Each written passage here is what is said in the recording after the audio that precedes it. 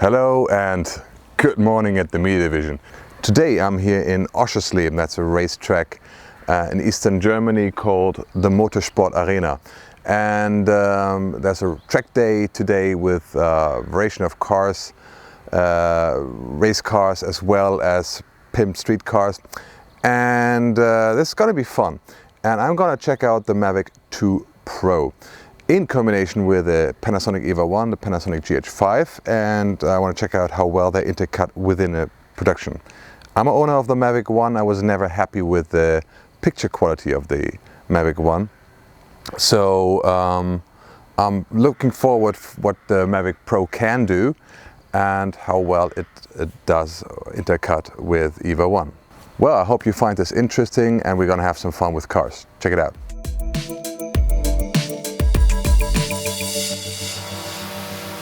So first of all, I would like to introduce you to the new Mavic Pro.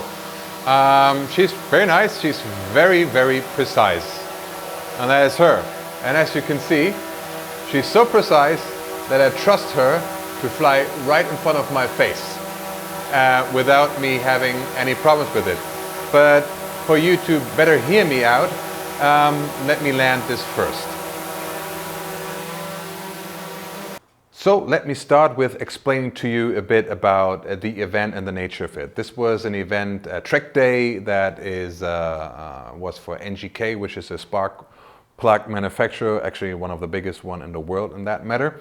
And as a spin-off of this event day where I just filmed the customers, etc., I made a little emotional film for RacingOne, which is the racing team on the track. And I was so thankful that they would let me ride the cars and fly around them, and was very supportive, so thank you very much for that, RacingOne. I made a little film for them as a spin-off of all that material, and we're gonna watch that in just a minute.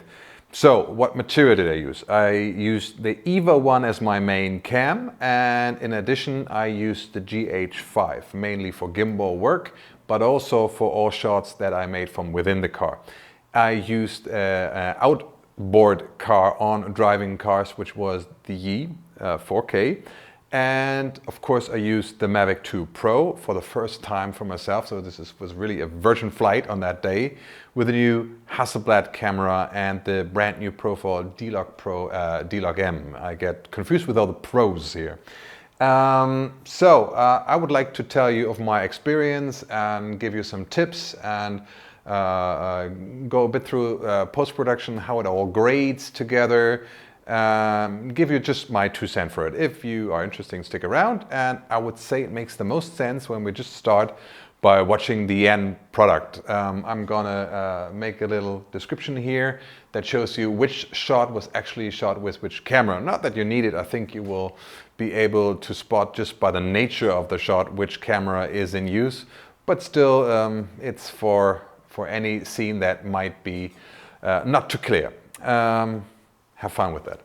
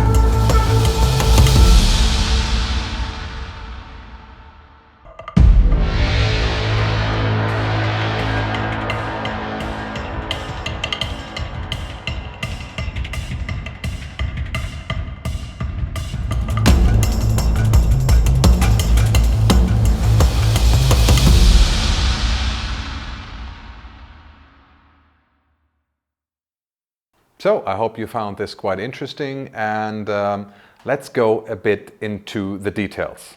First, I would like to talk about the Mavic 2. As I said in the opener, I'm a user of the Mavic 1, and everyone who ever used the Mavic 1, sorry DJI, but that was the worst camera I ever used.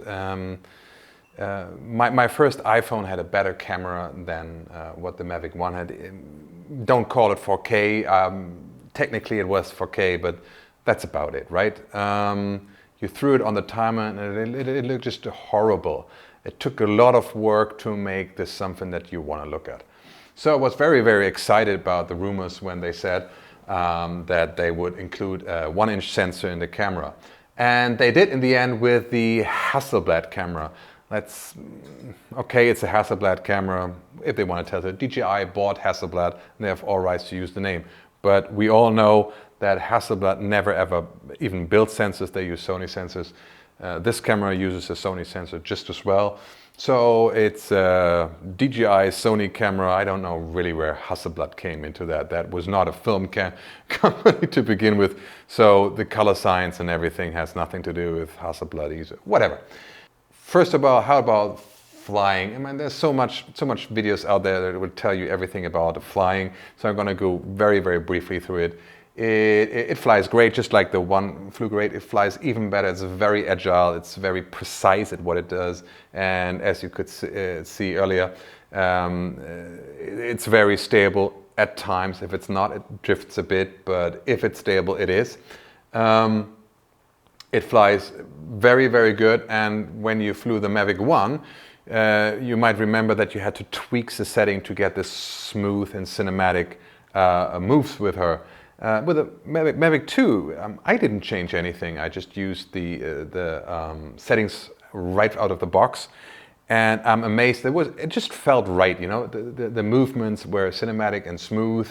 It was not too jumpy, and I'm quite happy with the standard settings. And kudos DJI, good job there. Right out of the box, just turn it on, works great. Camera, I used the D-Log M profile. There's one thing to know about the D-Log M profile, and that is the lens that this camera uses has quite a bit of distortion. If you use normal profiles, the processor in the Mavic 2 corrects that and gives you footage which is not corrected, which is not distorted, I'm sorry. In case of D-Log M, for some reason DJI decided not to do the distortion correction in that profile. And I'm quite okay with that, because I like to put as much as I can into post. To decide myself, because there maybe are enough situations where I don't even need processing in terms of distortion, and I'm happy with the sensor data like it is and have potentially better quality. So it's just good to know that when you switch into D-Log M, you got a slightly different field of view because of lack of the lens correction, and it looks great. I bought the Mavic 2 right on the presentation, during the presentation show, and ND filters were not available. You can clip NDs on, but I didn't get any. They were sold out, it seems like, immediately. So I usually use shutter to get right exposure, because I feel better in the air. When you turn around and it's completely in the sun and back, usually have completely different lighting situation, where the ND you put in might be just too much, and you don't have that with shutter. Of course, you're lacking motion blur in that case, like you want it for a cinematic look, but you can add that in post, and the smooth movements you get from a drone usually lend themselves quite well to artificial motion blur. And if you want to know my technique, I made a whole tutorial right about that. I'm gonna post a link here, and if you're interested in how to do that, just watch that tutorial. In this project, used just shutter for exposure and added motion blur in post when I needed it. Packaging and everything, I've got the little bag for it, and I have to say it's great. Somebody really thought about. Now you can put off the joysticks from the remote. It packs better, and you can put the charger in the bag too. It's a bit bigger by that, but let's be honest. I mean, you always were going to take your charger when you take the drone, so you get everything in a package. This is just great for somebody like me who's traveling. The picture quality now is what I call sufficient. It's not on a level of a GH5, as you can see, but if the light is right, it is a brilliant picture, and it gives you interesting perspectives. Kudos DJI, my new favorite drone, and the beginning of a glorious future. For most of the shots that are not on board or specialty shots in any way, I use the EVA1 as my A-cam, and she did a marvelous job on that day, because you never really know what you're getting in. I was for the first time in my life on the track, which is in Oschersleben, and in the box, and you don't know how the light's gonna be. And we had this extreme lighting condition where the morning sun hit right on the box, and wow. So it was an interesting light, but it was a difficult light for the cameras. So EVA did a great job, and the 14 stops give you a nice highlights roll off and still detail in the shadows, which gives this whole a very interesting silhouette style. And for the RacingOne piece that you just saw, I decided to use mainly shots that are shot against the sun and make this like the initial look of the whole piece. EVA1 really helped good with that, and all the other cams had to go with it, and sometimes I had to push them quite far, especially the Yi and the Mavic, quite far to go with that look. If that worked out, you be the judge of it. I'm happy so far. EVA, great cam, but the B cam, which is the GH5, not too shabby altogether. For the difficult shots, like gimbal shots, shots with a lot of centrifugal forces and everything, I used my good old trusty GH5. I really love this camera for the versatility that it has and that it gives you in situations like this. This couldn't have been done without it. EVA totally fails in situations like when you sit in that car and the massive inertia, if you've never been in a race car on the track, you have no idea what, you're just thrown back and forth. I have no idea how you could do this with something else than GH5. It's great stabilization, works for the most part. Of course, in some parts the force is so strong that you can actually see how the sensor is pressed by just the centrifugal forces out of the picture. But for the most part, it worked quite well, and I was really just there. I didn't wear a helmet because I really had no time to be afraid, because I was just working hard. There's very different lighting from the outside to the inside, and to make focus and everything, and that all while the forces are really dragging on you hard. Been like 6 rounds, and I can tell you I nearly threw up afterwards, because if you don't look outside you kind of lose your orientation, and it really makes you feel sick, like when you were a kid in the back of the car. Blech. But you know, nothing that a bit of water and running around can't fix. So GH5 was great for that. On top of that, I used the GH5, of course, for the gimbal shots that I used a Crane 2 with that. Crane 2, really good gimbal, very versatile, very strong one. It can handle the GH5 even with a larger lens. So why didn't I use the EVA for the gimbal shots? It's quite easy on a day like this, where I had a lot of shots on my list and to do, and just to be ready for everything. I prefer to have my setups ready, so you don't have to spend time rigging up, bringing down, balancing or anything. So I just had it, the GH5 for the most part, on the gimbal, and that was basically where it lived for the shot on. The Vlog L that I use to shoot everything mixes great with the Vlog that the EVA has, and you can basically use the same LUT and throw it on both, and at least gives you a very, very good starting point. So great here. With using EVA and all, I have to say that my favorite shot from the whole day was that shot, and it's an extension from the shot right before that, and you can see that I do a crane movement coming really from high above with the drone, just going down to give this crane shot feeling, and using the GH5 on a crane too as an extension of that, and just continue the movement through when the racing car came into the box. And I think that worked so well, and I was just so lucky when the people walked by me that they didn't hit me, and it was so nice from the blocking and everything. I couldn't have planned that any better. Sometimes you're just lucky. GH5, my trusted companion for many, many projects, did a great job, and I'm still happy to have her for all kinds of shots like this. For all the onboard shots, like the one you see right there, I used the EVA4K.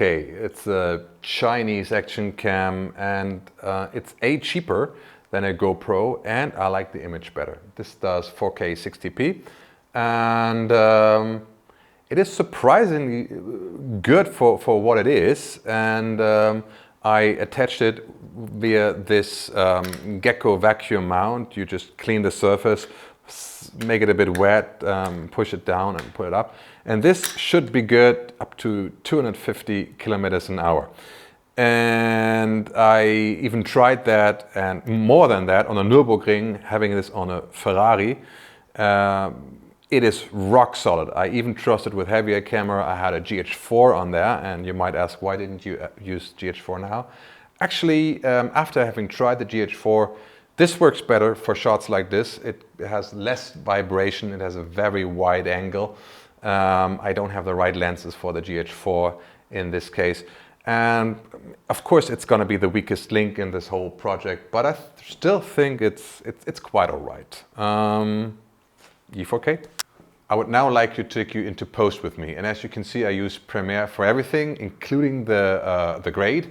I used some LUTs that I manufactured myself in Resolve prior to the event, so I had a pretty good idea on the event where the general direction of the grade would be, and I just import that into Premiere and do the rest within Premiere, because it was a quite fast turnaround time for the project.